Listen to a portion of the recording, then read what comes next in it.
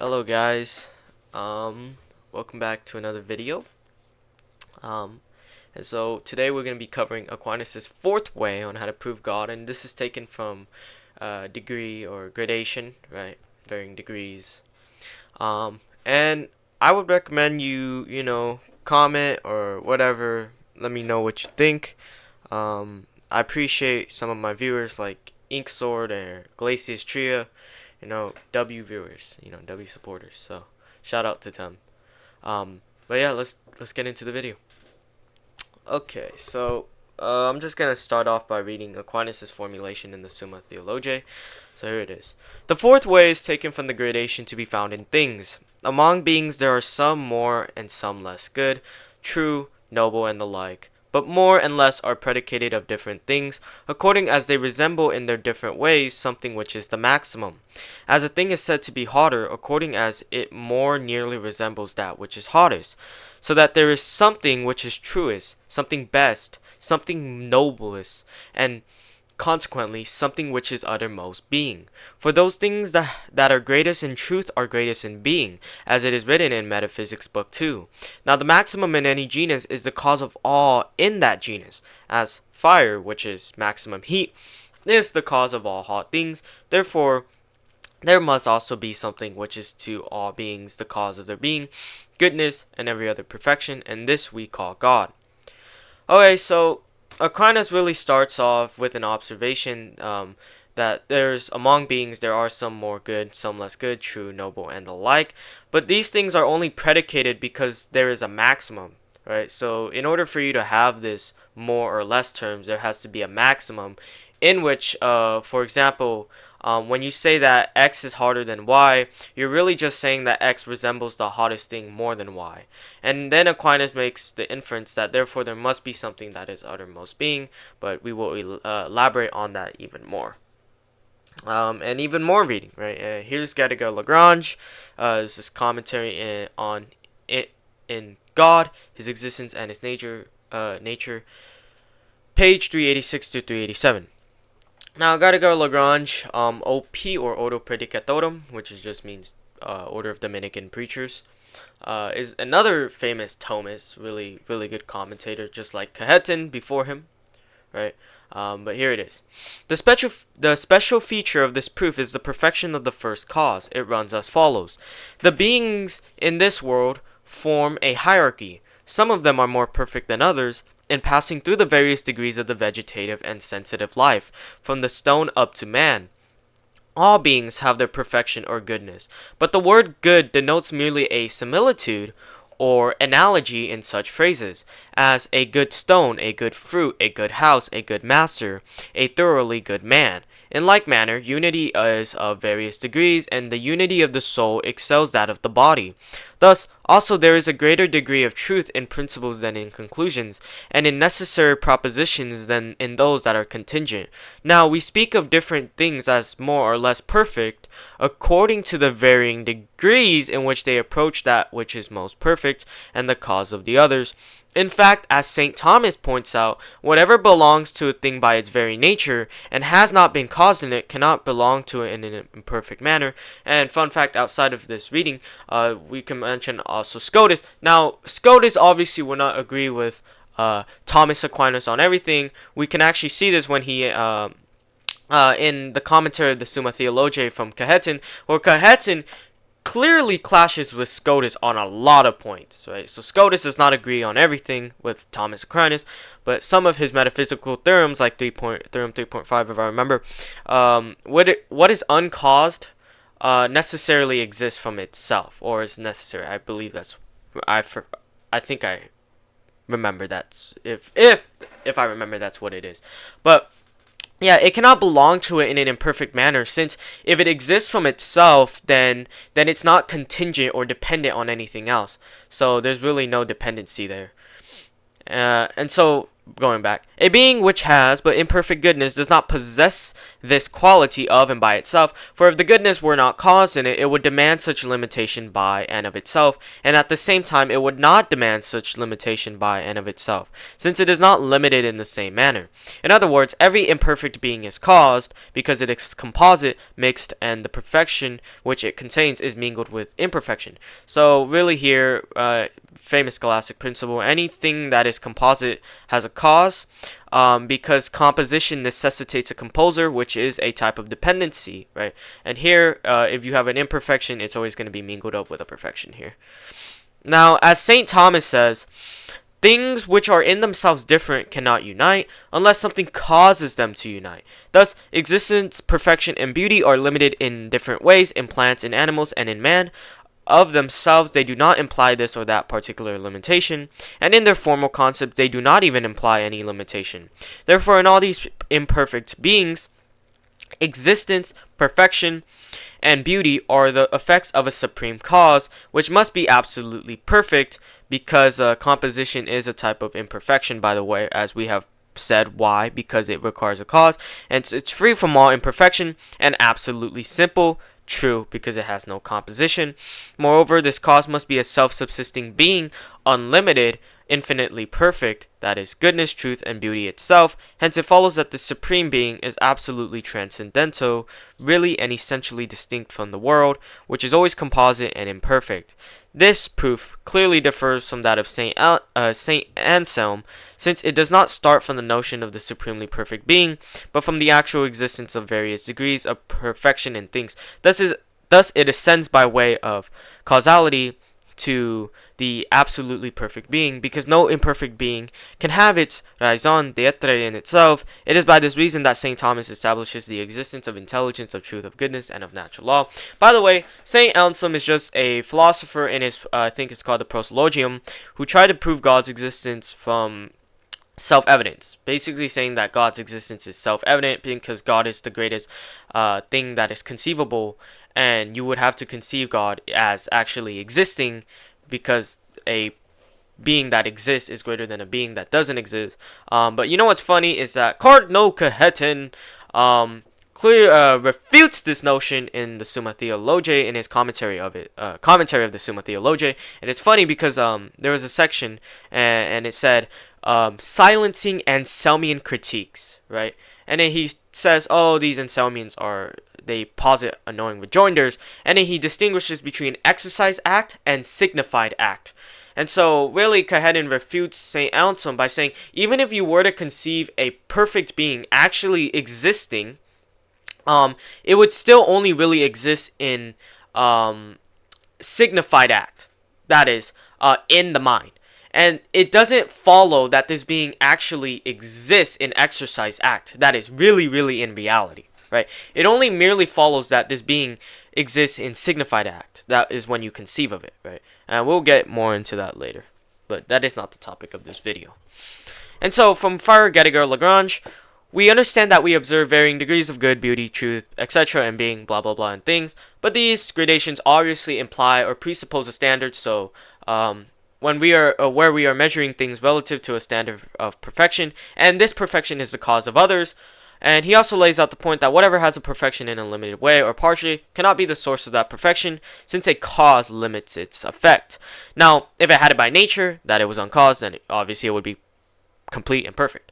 Because in scholastic philosophy, as I have said, anything that has composition requires a cause. So a thing that has goodness but in an imperfect way has this not by itself but from another, because if its goodness was not caused, it would not be limited, since it isn't contingent on anything else, blah blah blah. Sounds redundant, I know. And so every imperfect thing is caused, right, because it has composition mixed, and its perfection is tied with its imperfection. So perfection and goodness are limited in animals and humans, plants, etc., substances with composition. And so there has to be a supreme cause, who is the cause of all perfections, this maximal perfection, beauty and goodness in imperfect beings, and the supreme cause is identical with goodness itself, essentially.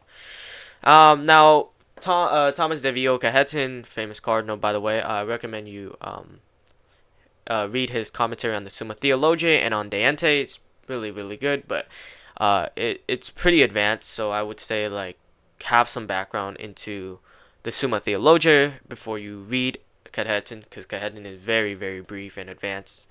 Now, Kehedin also provides a brief defense of the proposition, which was attacked by Peter Oreo. So the proposition is, in any kind, say X things, that what is most X is the cause of all other X things. Now, I had to change up the X things because it was some symbol, but that symbol wasn't able to be applied here, so I had to just replace it with X things, but it doesn't really change the meaning. At all, it doesn't even change anything. So, yeah. So this is what Kehedin says. A proposition assumed in the fourth way, saying, in any kind, say X things, what is the most X is the cause of all other X things. He has also been attacked by Oreo, Peter Oreo, by the way, another theologian or philosopher. And so in it, pay attention to three terms. One, it is one thing to be what is most X, and something else to the first or most perfect species in the X genus. The fourth way does not assume that the most perfect species is the cause of the others. Its claim, rather, is about the most X thing. The phrase is the cause can mean two things in this context: a properly effective cause or an exemplary cause. Don't be confused by exemplary cause. It just means like a standard ideal thing which others imitate. Now, in this proposition, either meaning is allowed because it does not matter by which sort of causal function the fullest being, best, and realest is the cause of the being, goodness, and realness of the others. For being either an exemplary cause of these things or an effective cause is peculiar to God, so these two belong to God, right? And so the phrase other X things can be taken in two ways. So inclusively means covering all they are, like essence, substance, blah blah blah, accidents, perfections, whatever. Or narrowly, and narrowly is just covering just what it takes to be X things. So in this context, the phrase is not being taken broadly, but narrowly, meaning it's just covering what it takes to be X things. So we do not say that the hottest thing is the cause of other hot things in their substance and all that they are, but just in their being hot. So the sense of the proposition assumed is this: the thing which maximally possesses what it takes to be X is either an exemplary or effective cause of other things, having what it takes to be X. CP was the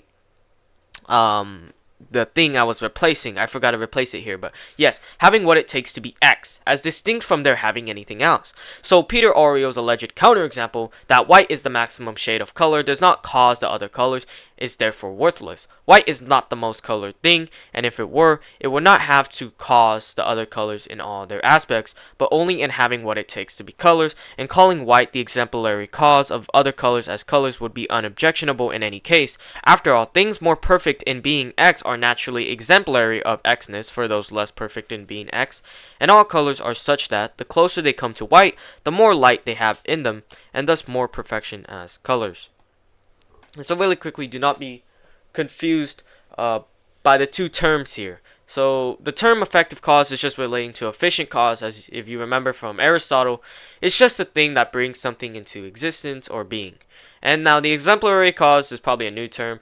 It's simply the cause by way of an ideal model. So what that means is it's just the idea or standard according to which other things are made or understood, which others imitate. So when Kehedin says that God is the exemplary cause and effective cause, it's being God just means that he's the ideal standard or exemplary cause of being, goodness, etc. And he is the efficient cause of all, since he did bring them into existence. I'm talking about the creatures.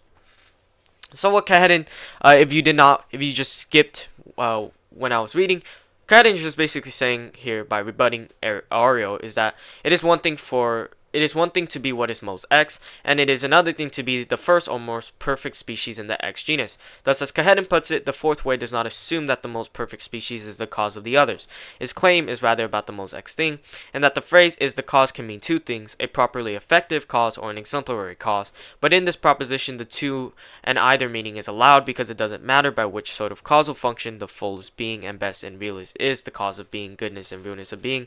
But Kehedin does make it clear that both belong to God, and here is where it gets tight. The phrase "other X things" is taken in two ways. So the inclusive way means covering all that they are, and the other way, the inclusive way is taken from their essence, substance, whatever, all they are, literally all they are. And the other way is the narrow way, which just means what it takes to be X things, as Kehedin already provided the example of hot. And so And kind of lays out again, if I were to read it again, we do not say that the hottest thing is the cause of other hot things in their substance and all that they are, but just in their being hot. So, that that attack from Peter Oreo is just completely dismantled. So the thing that maximally contains what it takes to be X is either an exemplar cause or effective cause of other things having what it takes to be X. So Peter Oreo's example of that white is the maximum shade of color, but isn't the cause of other colors. It completely breaks down. For even if white was the maximum shade of color, it doesn't have to cause the other colors in every aspect, but only what it takes to be colors, as Cahedon puts it. So things that are more perfect in being X are naturally exemplary, meaning more ideal of Xness for those less in being X, which the lesser try to imitate. Here's another formulation. A. There are different degrees to perfections among beings, for some are more nearly perfect than others. B. But things cannot be more or less perfect unless there is a wholly perfect being. C. Whatever is perfect is the cause of the less than perfect, which is the higher is the cause of the lower. And D. Therefore, there must be a perfect being, which is the cause of perfections of the less than perfect beings. E. This we call God. You can find this handout online. It's just a handout of philosophy. You can also search up the 24 Thomistic Thesis, which is I think a really excellent introduction to Thomas Aquinas. A short, just for like 30 minutes, and you read it, Now remember, every imperfect being has a cause, since it is a composite. Things which are different in themselves, and things which are different in themselves cannot unite unless something causes them to unite, as Gadigar-Lagrange said. And this cause can be an example, the cause that the maximum, right, the maximal perfect thing. This cause can be an exemplary cause or effective cause, as Cahedon says. Thus, from these two and from St. Thomas, we can finally put up a final formulation, which is really complete. Which I always like to do these because it's a long metaphysical demonstration that really puts the power into this argument. So here it is. Premise 1.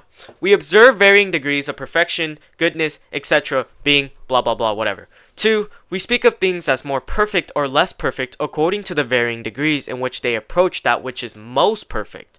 3. The most perfect or maximal thing is the cause of all other less perfect things. 3a. Imperfect beings cannot have their perfections from themselves, since if it had it from themselves, it would be perfect with no type of limitation or contingency, since it has it from itself. 3b. Every imperfect being has a cause, since it is a composite, and things which are different in themselves cannot unite unless something causes them to unite. 3c. This cause can be an exemplary cause or effective cause, as Cahedon note, right? The thing that is most X can either be an exemplary cause or effective cause. 4. Existence, perfection, and goodness are limited in different ways in creatures, which is true when we observe humans and plants and animals, other substances. 5. Therefore, in all these creatures, their goodness, existence, and perfections are the effects of something that is uttermost perfect and is free from all imperfection. 6. This being is absolutely simple. 6a. This is true since composition is an imperfection, since any composite thing requires a cause, and composition necessitates a composer, which is a dependency, and a dependency is an imperfection. 7. This being that is absolutely simple is pure actuality. 7a. Anything that is absolutely simple has no type of composition at all. That means no form and matter, no potency and act, right? And since composition implies potentiality, it therefore follows that an absolutely simple being cannot have any potential. 8. A being that is pure act must be immaterial. Matter is potentiality because it can be otherwise immoved, and a pure act being lacks potentiality. 9. A pure act being must be all-knowing and all-powerful. 9a. It cannot potentially know something, it must already actually know everything, hence it is omniscient, and has no room for improvement or ability to gain a perfection. It's already all perfect, right? 9b. It cannot potentially gain power. It must already be actually all-powerful, hence it is omnipotent. And 10. This pure act being must also be intelligent and rational. And so 10a, it also follows back with the pure act thing, but this is just like a further proof. 10a. Among beings, those with intelligence are more perfect than those without, since they direct their own ends sometimes, or aim, while non-rational beings have their ends directed by something else. Therefore, the highest being, pure act, must possess intelligence. 11. This being must be absolutely and uniquely one, because 11a, if there were multiple beings with maximal perfection, they would differ by some principle of differentiation, and one being would have something that the other lacked. And so that would mean not every maximal being would be perfected, or would have perfection or maximal perfection, since something would have something that the other lacked. 11b. But any such differentiating feature would either be received or depend on another, which contradicts the very nature of a maximally perfect being. 11c. Therefore, multiplicity among maximal perfect beings is impossible, and thus there can only be one maximal perfect being. 12. This uttermost perfect being that is pure act, absolutely simple, perfect, and all-knowing is who we understand and call God. And that is the end of the fourth way. Have a good day, guys. Thanks for watching.